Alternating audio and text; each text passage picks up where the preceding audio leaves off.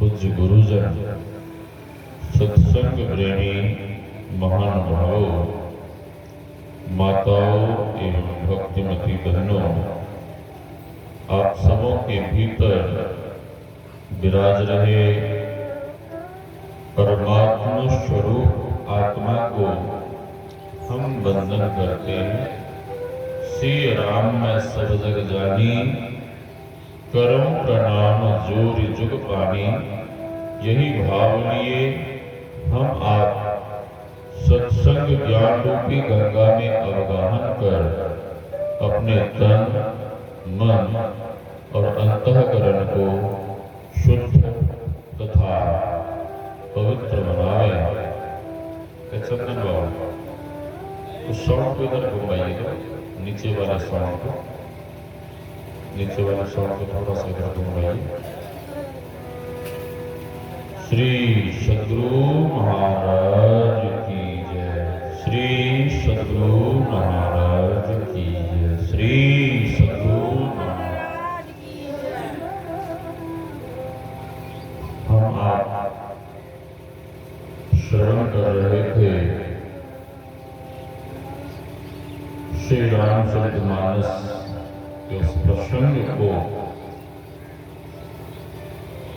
पुत्रवती युवती जग सोई, रघुपति भगति जासु सुत होई। पुत्रवती वही मां होती हैं जिनके पुत्र, जिनकी संतान परमात्मा की भक्ति करते हैं, वही मां पुत्रवती कहलाती हैं, होती हैं। नहीं तो दुनिया में बहुत मां पुत्र को तो जन्म देती हैं, संतान को जन्म देती हैं, लेकिन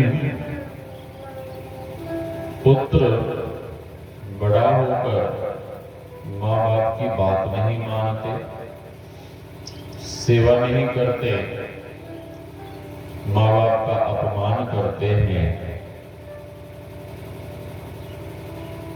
तो उस समय मां पिता दुखी होकर एक ही बात कहते हैं कि ऐसे पुत्र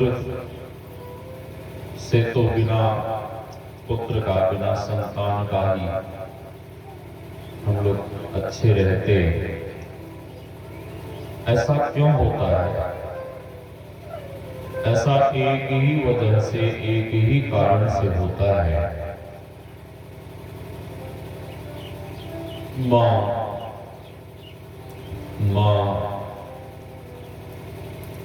पे कुछ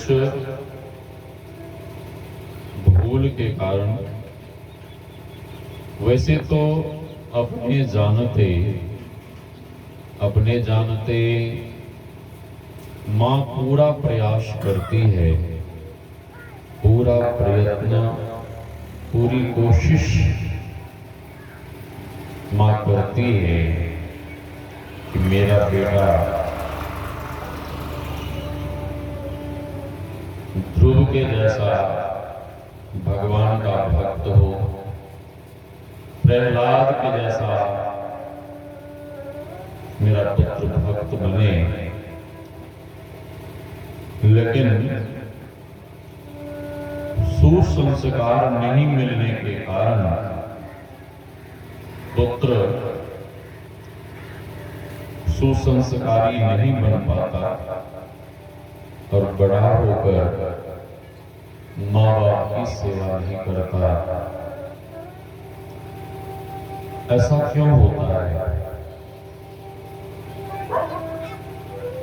इसका एक ही वजह है, एक ही कारण है कि माताएं बहनें जब गर्भ धारण करती हैं नित्य भगवान की पूजा आराधना, नित्य पूजा आराधना भगवान की करती हैं। मंदिर में पूजा पाठ के बाद भगवान से प्रार्थना करती हैं कि हे भगवान,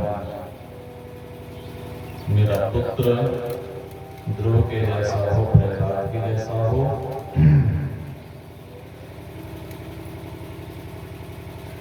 उनका बेटा आगे चलकर भक्त, भगवान का भक्त बनता है और अपने से बड़ों की सेवा करता है, सम्मान करता है। लेकिन कुछ माताएं बहनें जब गर्भ धारण करती हैं तो गर्भ धारण करने के उपरांत बाद में वो क्या करती हैं? अश्लील गानों को सुनती हैं, अश्लील चलचित्रों को देखती हैं और अश्लील गानों को सुनने का परिणाम क्या होता है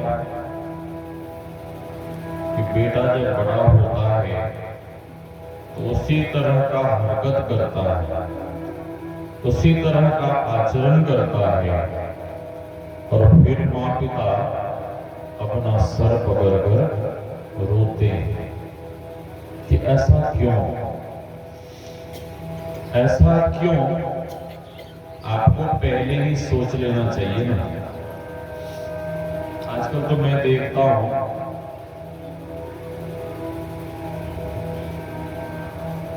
छोटे छोटे बच्चे लोगों को गांव घर या शहर में कहीं भी जब डीजे बजता है, छोटे छोटे बच्चे जिन्हें कुछ बोलना नहीं आता, कुछ करना नहीं आता है, और जब डीजे बजता है तो उस समय भी डीजे जब बजता है उस समय छोटे छोटे बच्चे भी डांस करने लगते हैं। इतना ही नहीं,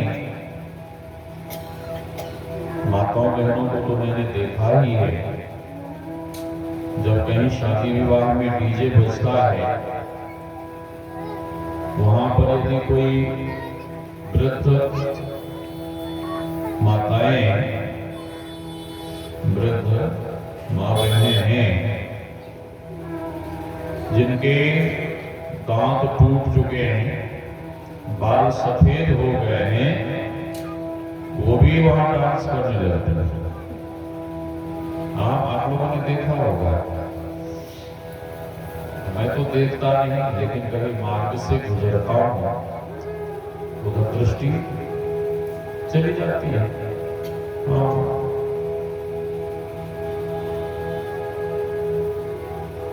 इसका एक ही वजह है, एक ही कारण है, सुसंस्कार नहीं मिलने का। संत महापुरुष कहते हैं, जननी जने तो भक्त जन, कै दाता के सूर, नहीं तो रही जाए बांझरी, मती गवाजे नूर।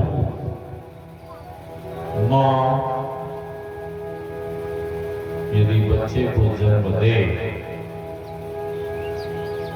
तो भक्त पुत्र को जन्म दे, भक्त पुत्र, और भक्त पुत्र को जन्म नहीं दे सकती तो शूरवीर पुत्र को जन्म दे, और शूरवीर पुत्र को जन्म नहीं दे सकती है तो दानवीर पुत्र को जन्म दे। और इन तीनों में से यदि किन्हीं पुत्र को जन्म नहीं दे सकती, संत महापुरुष कहते हैं कि ऐसी माता को क्या करना चाहिए? ऐसी माँ को बांध लेता है। आप कहेंगे कैसी बात कर रहे हैं आप? हाँ, मैं नहीं कह रहा, संत महापुरुष कहते हैं यदि कुसंस्कारी पुत्र या पुत्री संतानें पैदा होंगी तो बड़ा होकर आपको वह दुख देगा, दुख देगा। जब बेटा नहीं था तब भी आत्मदेव आत्महत्या करने गया, और बेटा हुआ तब भी आत्मदेव आत्महत्या करने गया कि बेटा क्यों, बेटा क्यों। क्या क्या हो रहा है साउंड में, अपने अपने आवाज घट रही है, बढ़ रही है। तो साउंड को इधर घुमाइए, नीचे वाले साउंड मेरे तरफ घुमाइए, नीचे वाले। एक आदमी और पकड़ दीजिए कोई। श्री सद्गुरु महाराज की जय। हाँ हाँ, ठीक है, ठीक है। और थोड़ा घुमाइए, दोनों साउंड को मेरे तरफ घुमा दीजिए। आवाज कैसे घट गई साउंड की अपने आप। श्री सद्गुरु महाराज की जय। ठीक है, मत कराइएगा, सीधी महाराज। कोई तार छूटा है साउंड का उधर, देखिए बच्चा सब भी गया तो देखिए।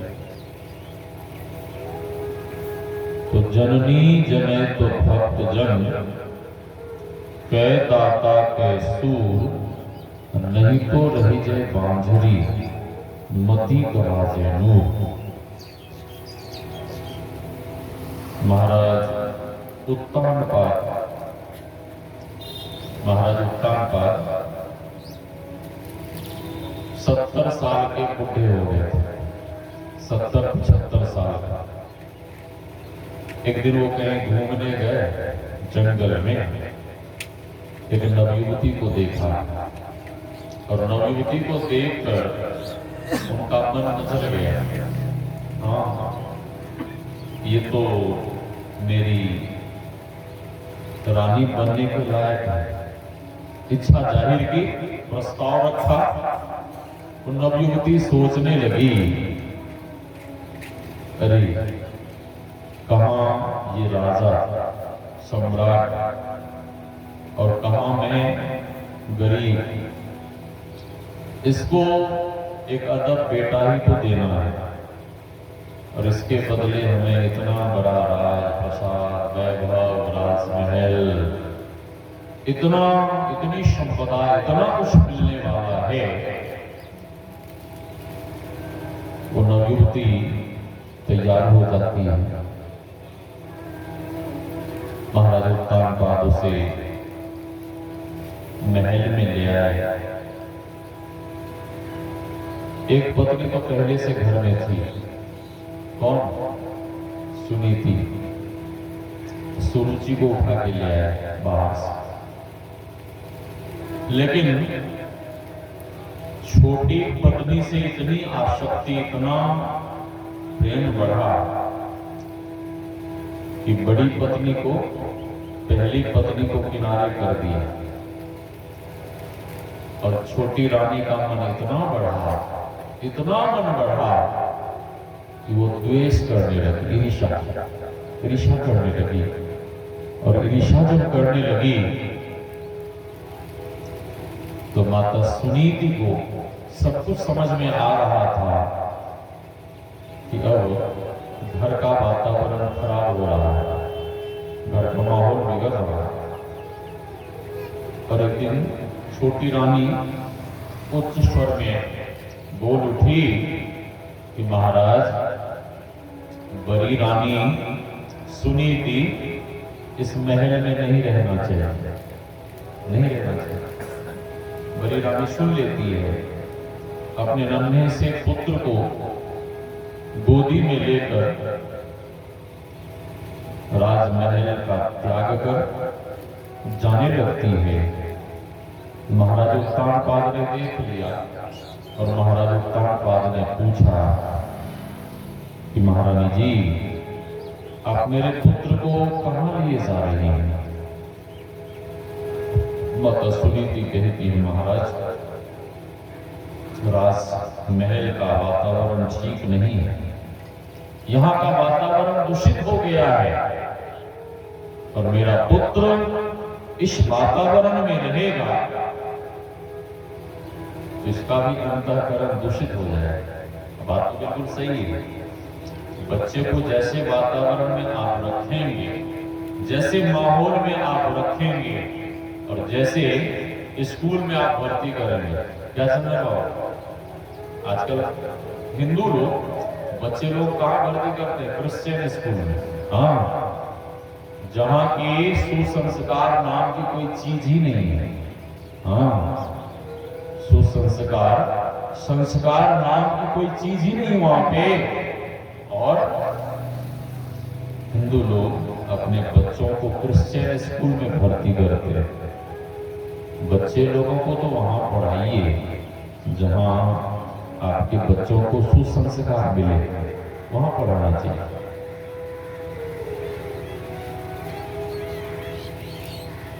महाराज का बात कहते हैं कि महारानी जी, क्या मेरे राजमहल में रहने के लिए जगह नहीं है?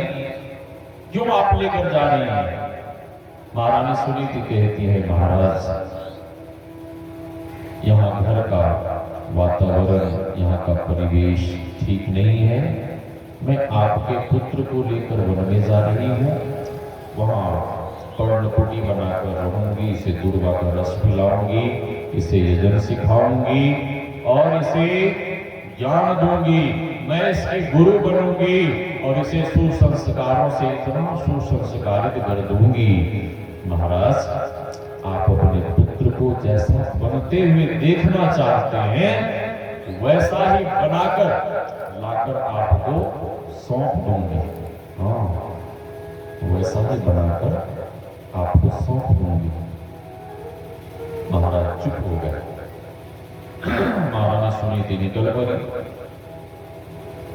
वन में पर्णकुटी बनाकर रहने लगी, दूर्वा का रस पिलाती, अपने पुत्र को ज्ञान देती, सुसंस्कारों से संस्कारित करती। बालक धीरे धीरे बड़ा हुआ। ये हॉर्न की आवाज को कम करने के लिए बाजा वाले को, हॉर्न की आवाज को कम करने के लिए श्री सद्गुरु महाराज की जय। हॉर्न की आवाज कम कर रही है, साउंड की आवाज ठीक है। बालक धीरे धीरे बड़ा हुआ और बालक जंगल में खेलता। जंगल में बालक किनके साथ खेलेगा? किसके साथ खेलेगा? जंगल में जो जंगली बालक है उसी के साथ खेलेगा ना। भील बालकों के साथ खेलता, भील बालकों के साथ खेलता। एक दिन भील बालकों ने कह दिया, अरे मेरे से तेरा रंग मिलता नहीं, मैं काला तू गोरा। हॉर्न की आवाज और कम करिए, हॉर्न नजदीक में टांग दिया, दूर में टांगना चाहिए। श्री सद्गुरु महाराज की जय। मैं काला तू गोरा। कम करिए, हॉर्न की आवाज कम करिए और कम करिए। हाँ ठीक है। श्री सद्गुरु महाराज की जय। रिपीट रिपीट को कम करिए। मैं काला तू गोरा। जब हम लोग और कम करिए, हॉर्न की आवाज और कम करिए ना, हॉर्न की आवाज और कम करिए। श्री सद्गुरु महाराज की जय। ठीक है, साउंड की आवाज थोड़ी सी बढ़ाइए, सीटी नहीं मारे। श्री सद्गुरु महाराज की जय। छोड़ दीजिए, बेस को थोड़ा कम करिए, बेस को, साउंड का बेस, एम्पलीफायर में बेस है। श्री सद्गुरु महाराज की जय। और कम करिए। श्री सद्गुरु महाराज की जय। मैं काला तू गोरा। जब हम लोग चोर बनते हैं तो तू सैनिक बनता है, और हम लोग जब सैनिक बनते हैं तो तू सेनापति बनता है, और हम लोग जब सेनापति सैनिक मंत्री बनते हैं तो तू राजा बनता है। तू मुझ पे शासन करेगा। जा जा जा, पहले अपने कुल गोत्र और अपने पिता का पता कर आ, और कुल गोत्र पिता का पता लग जाए तब मुझ पे तू शासन करना। जा। बालक को बड़ा दुख हुआ। हम आपको कोई कह दे कि तेरे बाप का पता नहीं है, कितना दुख होगा। हाँ? तेरी माँ का पता नहीं है, कितना दुख होगा। बालक दुखी होकर माँ के पास गया और दुखी होकर माँ से पूछता है कि माँ, मैं किस कुल गोत्र का और मेरे पिता कौन है। माँ सोचने लगी कि कब तक इससे छुपाऊंगा। अब मेरा बेटा बड़ा हो गया ना। माँ कहती है कि ऐ मेरे लाल, चल आज मैं तुझे अपने पिता से परिचय करवाती हूँ। चल चल चल। बालक का हाथ पकड़ लेती है माता सुनीति, एक बहुत बड़े ऊंचे पर्वत पर ले जाती है, पहाड़ पर, और माता सुनीति इशारा करती है कि ऐ मेरे लाल, देख वो ऊंचा राजमहल, राजप्रासाद, वो ऊंचे परकोटे, और सबसे ऊपर जो केसरिया रंग का ध्वज फहरा रहा है। इतना कहते ही बालक बोल उठा कि माँ, वो तो महाराज उत्तानपाद का महल है। हाँ, वो तो महाराज उत्तानपाद का महल है। माँ पूछती है क्या तू जानता है। हाँ माँ, मैं भली भांति जानता हूँ। वे बड़े ही धर्मात्मा राजा हैं, बड़े ही पुण्यात्मा हैं, और वे उनकी 2 पत्नी हैं।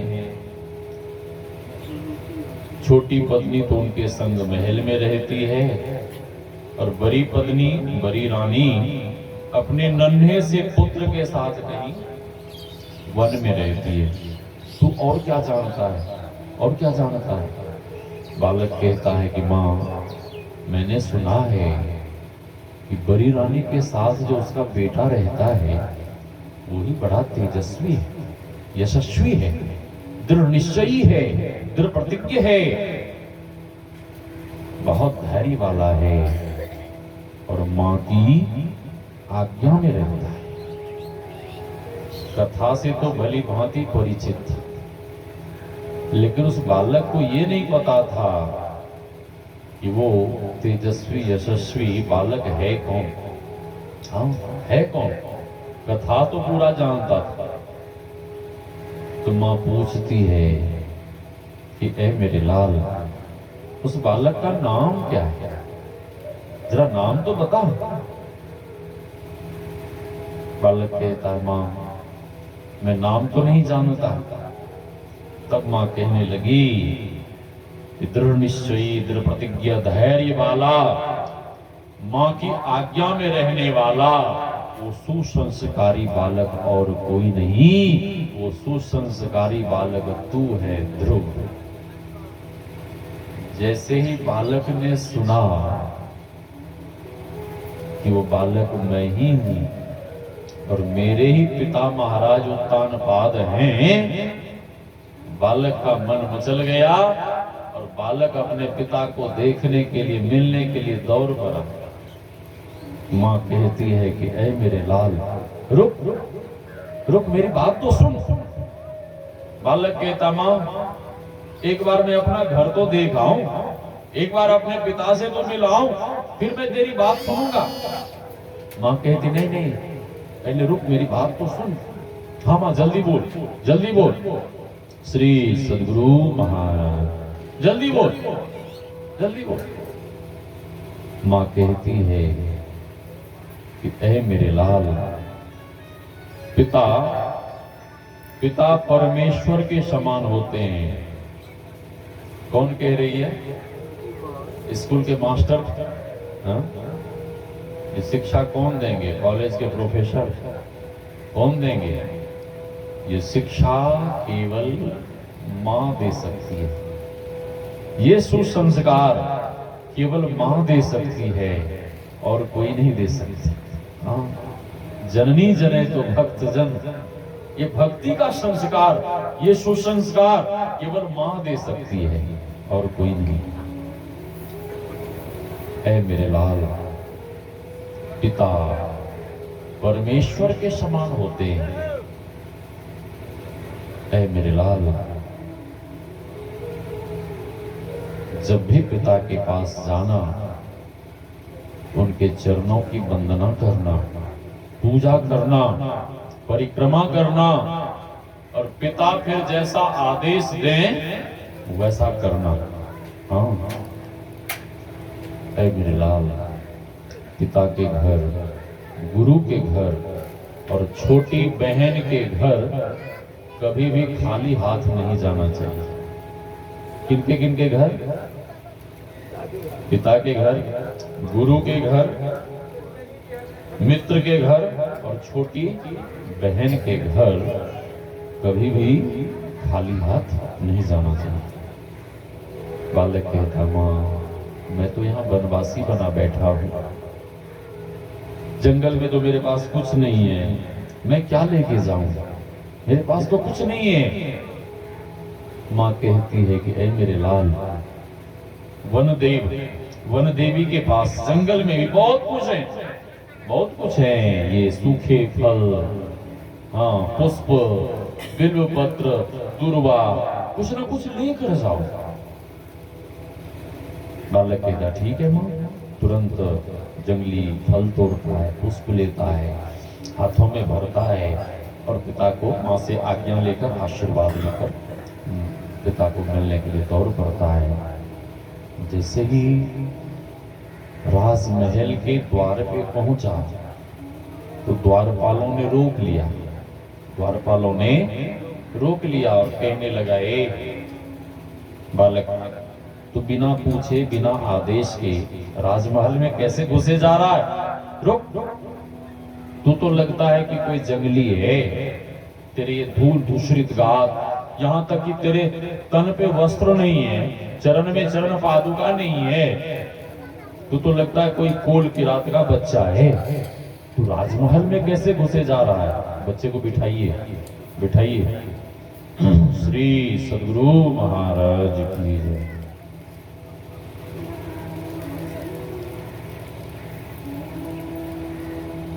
बालक को लगा ये लोग ऐसे हमें नहीं जाने देंगे, अब अपना परिचय देना चाहिए, परिचय देना चाहिए।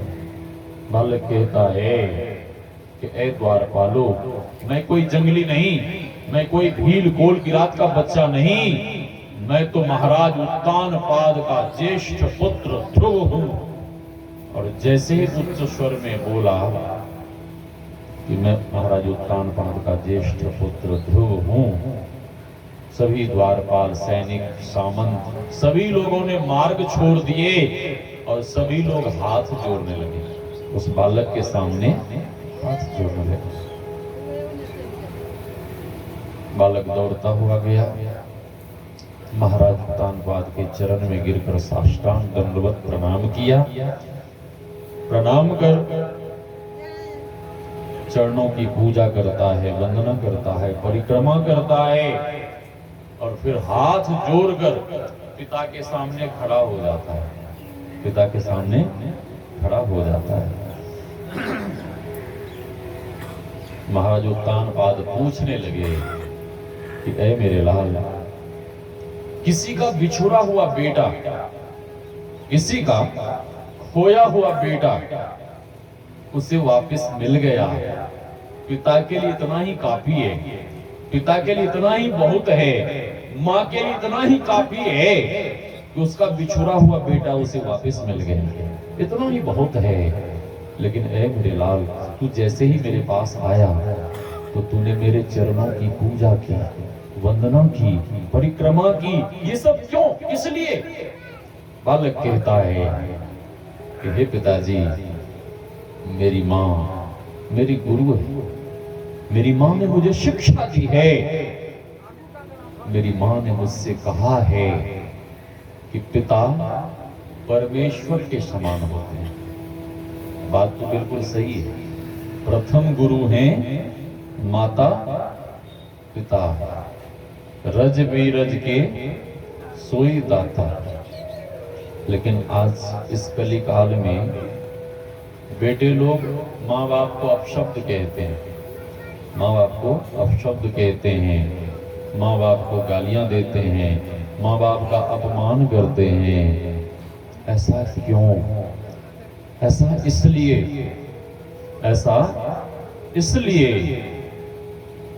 कि बचपन से सुसंस्कार नहीं मिला, या तो अपने भीतर कुसंस्कार था कि बेटा भी कुसंस्कारी पैदा हो गया अपनी कमी के कारण। हाँ, अपनी कमी के कारण। तो सबसे पहले अपने आप को सुसंस्कारी बनाइए, तो बच्चा भी सुसंस्कारी होगा। श्री सद्गुरु महाराज की जय। बालक कहता है, हे पिताजी, मेरी माँ ने मुझसे कहा है पिता परमेश्वर के समान होते हैं। इतना सुनते ही महाराज उत्तानपाद के नेत्र सजल हो गए, आंखों में प्रेमाश्रु आ गए, और महाराज उत्तानपाद सिंहासन से दौड़ पड़े, उठकर और उस वनवासी बेटे को पकड़कर अपने सीने से लगाकर जोर जोर से रोने लगे। क्यों रोने लगे? बेटा तो पहले से भी घर में था ना, बेटा पहले से भी घर में था। किसका? सुरुचि का बेटा। और वो बेटा जब भी बोलता था तो कटु वचन बोलता था, जब भी करता था तो अपने पिता का अपमान करता था। हाँ, और उसी छोटे बेटे को याद कर महाराज उत्तानपाद रोने लगे। महाराज उत्तानपाद रोने लगे। बैठो, बैठ जा, शांति से बैठो। श्री सद्गुरु महाराज। सत्संग के बीच में कोई सामने मत आइए। श्री सद्गुरु महाराज की जय।